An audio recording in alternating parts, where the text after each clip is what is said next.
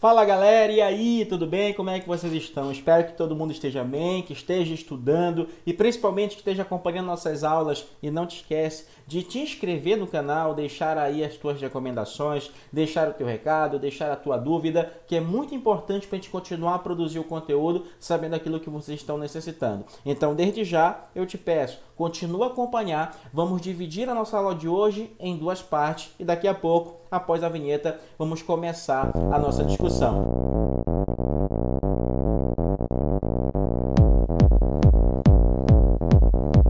Bom, é muito importante que tu acompanhe essas aulas que eu vou dividi-la em duas partes, justamente para que nós tenhamos uma melhor compreensão daquilo que é mais importante e daquilo que tem uma importância secundária.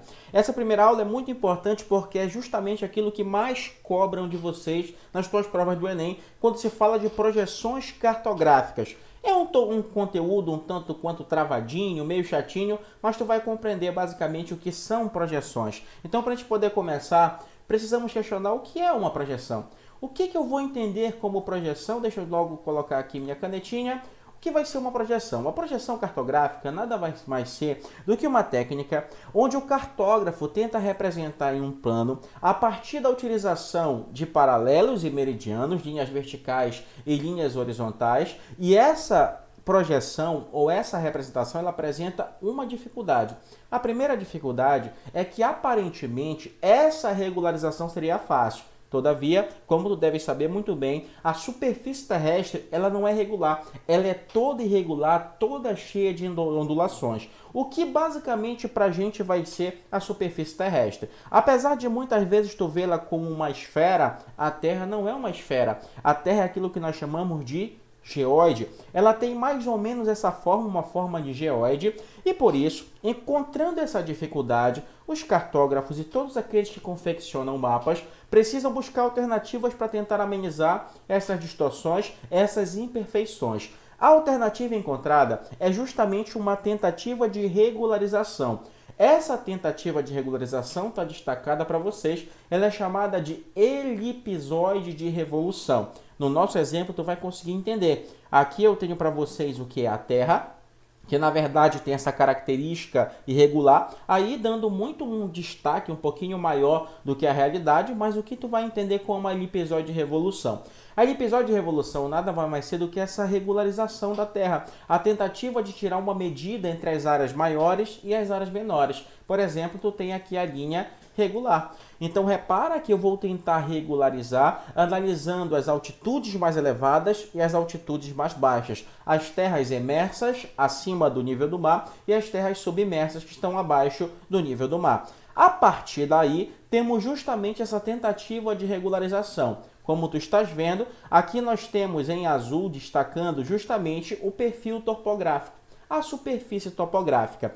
Tem uma técnica cartográfica que, na verdade, utiliza-se de uma média, que é justamente a média entre as terras mais altas e mais baixas, que vai ser aqui o datum. Esse datum, para a gente, na cartografia, ele vai se referir justamente ao nível do mar, que vai ser uma espécie de média, como nós vamos utilizar esse nível do mar como referência para a nossa representação. E aqui nós temos justamente a elipsoide, que vai ter uma característica relevante. Por que nós não chamamos de esfera? Por que nós vamos chamá-la de elipsoide? Porque vem de elipse. O que tu entende como uma elipse? É justamente uma superfície, na verdade vai ser uma figura geométrica que vai apresentar diâmetros diferentes. Para a gente, diâmetros polares e equatoriais diferentes. Já deve ter ouvido falar que a Terra apresenta um polo ou uma região polar achatada. Seria mais ou menos isso. O achatamento é pequeno, mas é bom que a gente possa destacar. Aqui seria o nosso diâmetro, chamado de diâmetro equatorial, e esse diâmetro equatorial vai ter aproximadamente 12.756 quilômetros. E nós temos aqui o diâmetro polar. Esse diâmetro polar, que é a distância de um polo ao outro, vai ter aproximadamente 12.713 quilômetros. Repara que o diâmetro polar é menor que o diâmetro equatorial. Isso faz com que nós tenhamos essa característica de elipse ou elipsoide. Daí vem o nome elipsoide, e é a partir dela que nós temos as representações cartográficas, é a partir dela que nós temos as projeções cartográficas. Aí tu vai ter que identificar o que é técnica de projeção, o que é categoria de projeção e o que é tipo de projeção. Inicialmente, vamos começar falando das categorias. Quais são as principais categorias de projeção? A nossa primeira categoria é a mais usada, a mais comum, a que mais aparece para vocês em prova, chamada de projeção cilíndrica. Consiste basicamente na representação do elipsoide quando se desenrola dentro de um cilindro, onde os meridianos e os paralelos vão se apresentar em caráter perpendicular. Seria mais ou menos isso aqui, ó. Todas as vezes que tu vires essa situação, tu tem um cilindro envolvendo a nossa elipsoide e o resultado vai ser justamente essa imagem que vocês estão vendo. Como tu percebes aqui, eu vou até riscar, ó, aqui nós temos um paralelo e aqui nós temos um meridiano. Tá erradinho, mas não tem problema. Eles vão fazer um ângulo perpendicular um com o outro. Esse ângulo perpendicular, toda vez que tu identificares numa imagem, numa projeção, tu já sabes que ela vai ser uma projeção chamada de projeção cilíndrica. A nossa próxima projeção é também chamada de projeção cônica ou equidistante. Esse termo equi vem de igual. Ela serve justamente para apresentar a distância igual à dos continentes, como é na categoria real. Então, se tu pegares o continente e pegares em escala, aquela distância representada seria a distância real. Consiste basicamente onde nós passamos a identificar um cone imaginário e esse cone ele vai tocar um dos paralelos e vai justamente convergir esses meridianos em direção aos polos. Seria mais ou menos isso aqui, né? O nosso resultado vai ser essa projeção chamada de projeção cônica ou também conhecida como projeção equidistante. A nossa próxima projeção, que é muito interessante porque essa cai bastante em prova, é a nossa projeção chamada de projeção azimutal ou plana.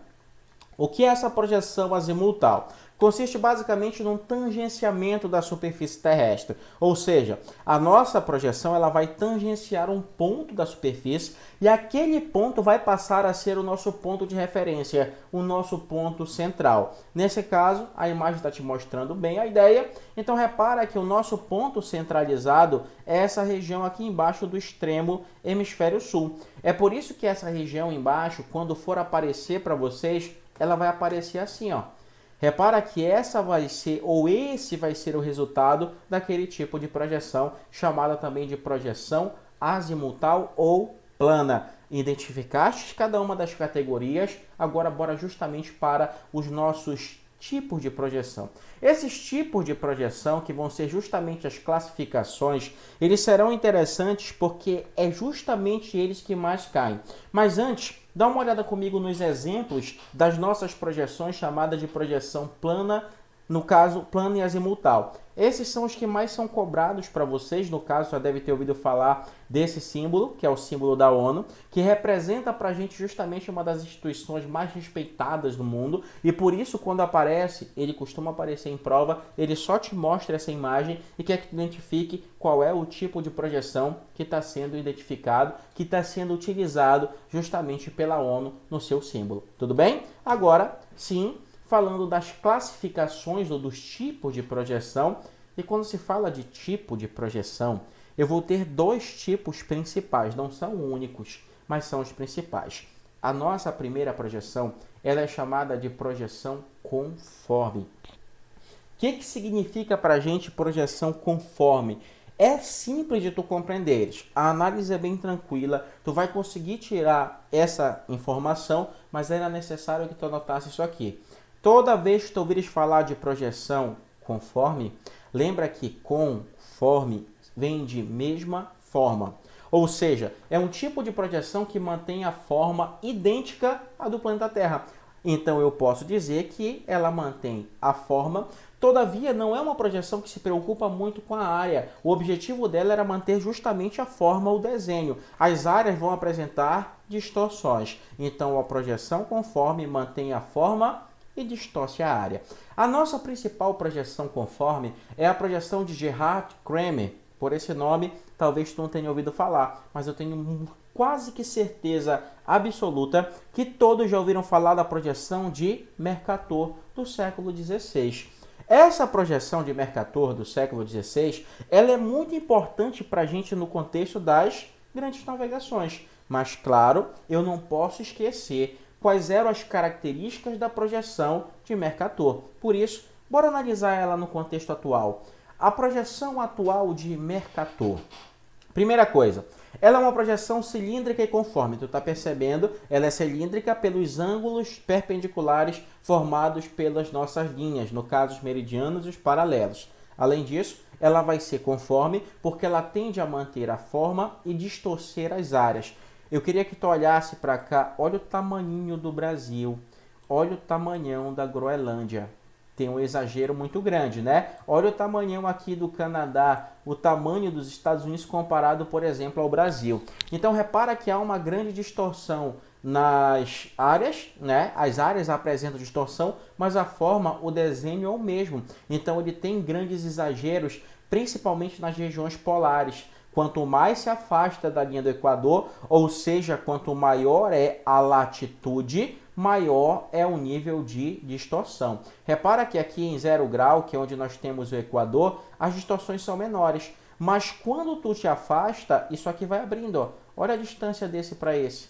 Eles têm aqui 40, 60. Aqui tem 0, tem 20. O intervalo é de 20 graus, mas tu repara que há uma abertura maior, porque basicamente quanto mais se afasta da linha do Equador, maior vai ser o índice ou as taxas de distorções. Além disso, é uma projeção que se caracteriza por ser muito utilizada no contexto das grandes navegações, século XVI, século XVII, e é uma projeção que apresenta um caráter eurocêntrico. A Europa no centro, a Europa como base ou como princípio dominante, e no contexto mais atual, geopoliticamente, ela passou a se encaixar, mostrando justamente essa dominação dos países desenvolvidos sobre os países subdesenvolvidos, dos países do norte sobre os países do sul. Quem vai quebrar, mesmo que parcialmente isso? A projeção equivalente de Peters. Eu vou colocar a projeção de Peters, mas antes, lembra comigo. Conforme, mantém forma, distorce área. Equivalente ao contrário. A equivalente vai ser justamente uma projeção que mantém a área idêntica, proporcionalmente à do planeta. Todavia, ela não se preocupa muito com as formas. Há distorções de formas. A principal projeção que nós temos equivalente é a projeção de Peters. Arnold Peters, na década de 70, está aqui esse carinha, ele lançou uma projeção, que foi uma projeção muito utilizada no contexto geopolítico, para contrapor a projeção de Mercator, e ela era essa aqui, tá? Era não, é, vocês vão utilizar ainda essa projeção. Já deve ter percebido algumas diferenças, porque ele não está tão preocupado com as formas. Os desenhos são mais grotescos, mas a área é idêntica. Então, o Brasil, por exemplo, está no tamanho proporcional à Groenlândia, à África. Por isso, algumas características. Essa projeção de Peters, ela vai ser caracterizada por ser cilíndrica e equivalente. Lembra? Cilíndrica pelos ângulos perpendiculares. Equivalente por manter a área e distorcer a forma. Não te esquece disso. Nas tuas provas, tende a aparecer com grande frequência. Um outro ponto importante é que ela vai trazer deformações justamente nas formas, mas as áreas vão se manter idênticas às reais, e é uma projeção que tem como destaque os países de baixa latitude, próximos à linha do Equador, principalmente o continente africano. Ela vai ter um rompimento parcial justamente com aquela visão eurocêntrica. Mas como tu percebes, duas características: o alongamento no sentido latitudinal, norte e sul, os países ficam mais alongados, assim como os continentes. Além disso, a Groenlândia, ela aparece com seu tamanho real, se comparado ao Brasil, ela é menor que o Brasil e a América do Sul. As duas projeções sempre aparecem como comparação. É por isso que eu coloquei uma ao lado da outra. De cara, tu tem que olhar, identificar qual é a projeção de Mercator e qual é a projeção de Peters ou Peters. Nesse caso, está bem fácil para vocês. A projeção primeira é a de Peters, lembra, uma projeção cilíndrica e equivalente de quebra parcial do eurocentrismo da década de 70. A segunda é a projeção de Mercator, uma projeção caracterizada por ser cilíndrica e conforme, uma projeção do contexto das grandes navegações com uma visão eurocêntrica e com grandes distorções nos países que apresentam elevada latitude ou estão mais distantes da linha do Equador. Tudo certo? Então aqui, essa é a nossa primeira aula, é a mais importante, mas não te esquece que nós temos o segmento e na nossa próxima aula, que na verdade vai ser postada para vocês na sequência, nós vamos falar sobre anamorfoses, vamos falar sobre perfil topográfico, vamos falar sobre as outras formas de projetar o nosso planeta, mas sem sombra de dúvidas, essas duas são as mais importantes. Então, um abraço a vocês, segue que nós vamos seguir para as próximas aulas sobre projeções cartográficas. Até mais, pessoal!